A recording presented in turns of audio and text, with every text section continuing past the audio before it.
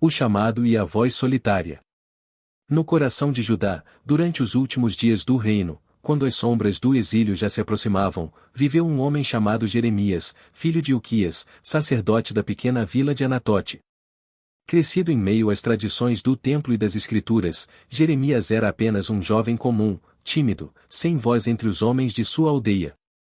Contudo, Deus o havia escolhido para uma missão que ele jamais teria imaginado. Era um dia quente de verão. O céu estava claro, e as oliveiras dançavam suavemente com o vento. Jeremias, como fazia todos os dias, subiu ao monte próximo à sua casa para orar. De repente, uma presença tomou conta do lugar. Não era algo que pudesse ser visto, mas sentido, uma força divina envolvia o jovem profeta. A voz do Senhor soou, firme e imponente. Antes que te formasse no ventre, eu te conheci, antes que saísses da madre, te santifiquei, às nações te dei por profeta. Jeremias ficou paralisado. As palavras ecoaram em sua alma como um trovão em noite silenciosa. Ele caiu de joelhos, tremendo diante do chamado. Seus lábios mal conseguiam responder. Ah, Senhor! Eu não passo de uma criança. Não sei falar. O medo o consumia. Ele sabia que os profetas não eram bem-vindos, que muitos haviam sido perseguidos, torturados ou mortos por causa da verdade que proclamavam. Mas a voz de Deus continuou, inabalável. Não digas, eu sou apenas uma criança. Aonde quer que eu te enviar, irás, e tudo o que te mandar, falarás. Eis que ponho as minhas palavras na tua boca.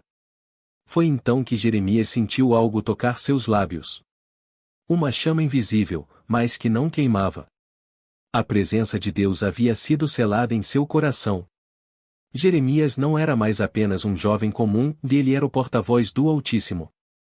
Os primeiros dias de sua missão foram os mais difíceis.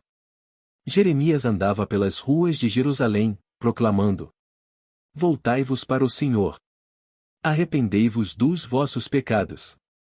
O juízo está às portas, e a cidade será entregue aos caldeus. Mas ninguém queria ouvir.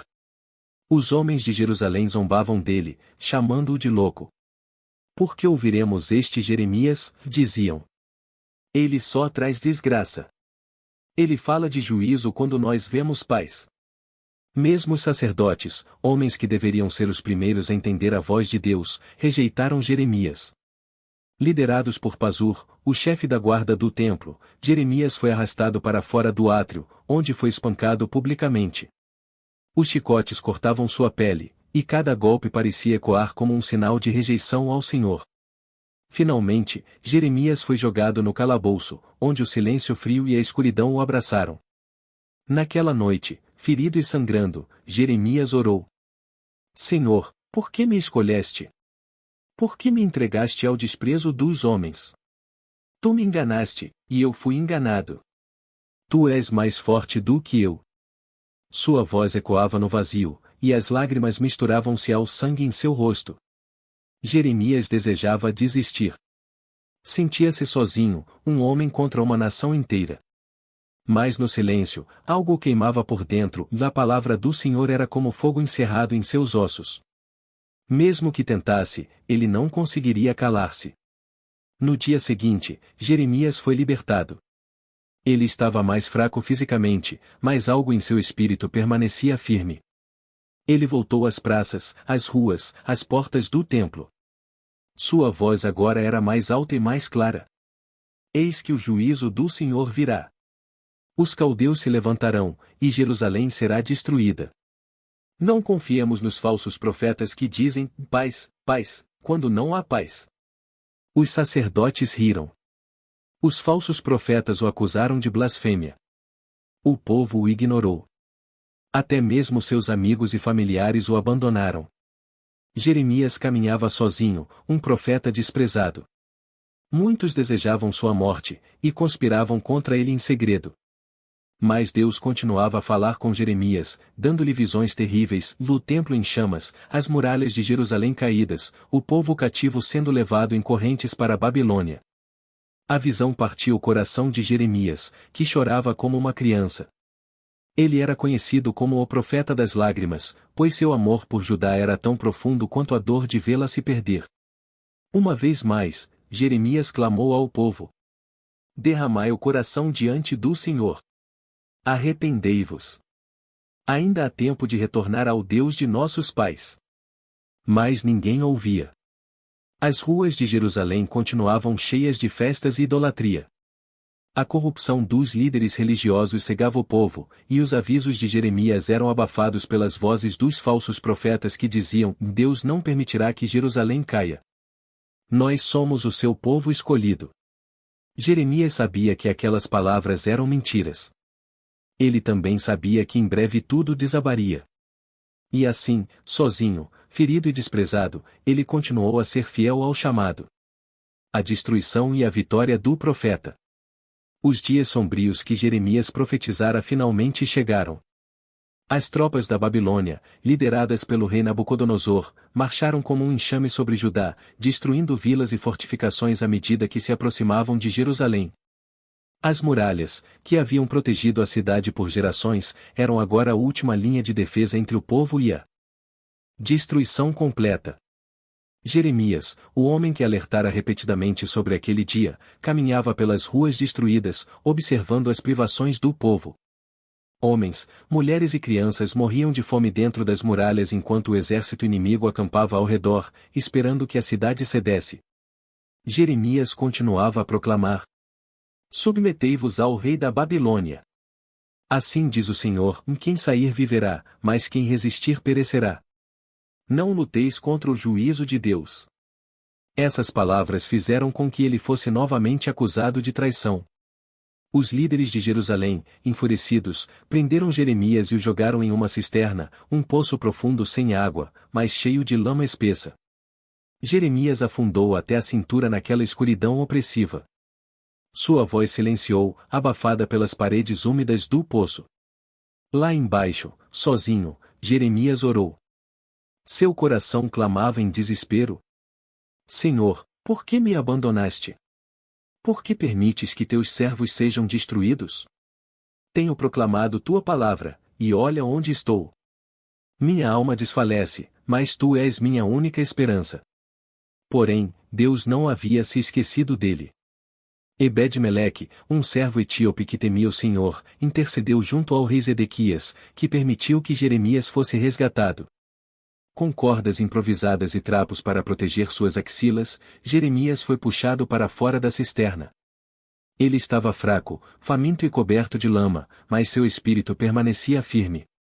O rei Zedequias, temendo as palavras de Jeremias, pediu-lhe em segredo: dize-me, Jeremias, o que o Senhor te revelou? Há alguma esperança? Jeremias fitou o rei. Seus olhos, cheios de compaixão, estavam também firmes como pedra. Ele respondeu: se te renderes ao rei da Babilônia, viverás, e a cidade não será destruída. Mas se resistires, Jerusalém será entregue ao fogo, e tu não escaparás. O rei Zedequias ouviu, mas não teve coragem de obedecer. O orgulho, o medo dos príncipes e a pressão do povo falaram mais alto. Ele decidiu resistir. Pouco tempo depois, as muralhas de Jerusalém foram finalmente quebradas. O estrondo das pedras que caíam ecoou por toda a cidade. As tropas babilônicas invadiram, queimando casas, destruindo o templo e levando o povo cativo. Crianças choravam, mulheres gritavam, e o cheiro da fumaça cobria tudo como um manto de luto. Jeremias assistiu ao cumprimento de suas profecias com lágrimas nos olhos. Ele não comemorava estar certo, ao contrário, sua alma estava despedaçada. Ele caminhou entre os escombros, vendo corpos caídos, ouvindo gemidos dos poucos sobreviventes. O templo, o símbolo da aliança entre Deus e Israel, era agora um monte de cinzas. No meio daquele caos, Jeremias escreveu o que mais tarde seria conhecido como o Livro de Lamentações, um grito poético de dor e arrependimento. Com lágrimas escorrendo por seu rosto marcado pela idade e sofrimento, ele clamou: como se assenta solitária a cidade que estava cheia de gente. Tornou-se como viúva, grande entre as nações.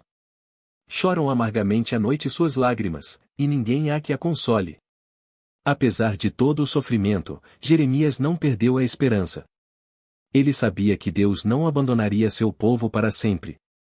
Mesmo no meio da destruição, ele profetizou um futuro de restauração.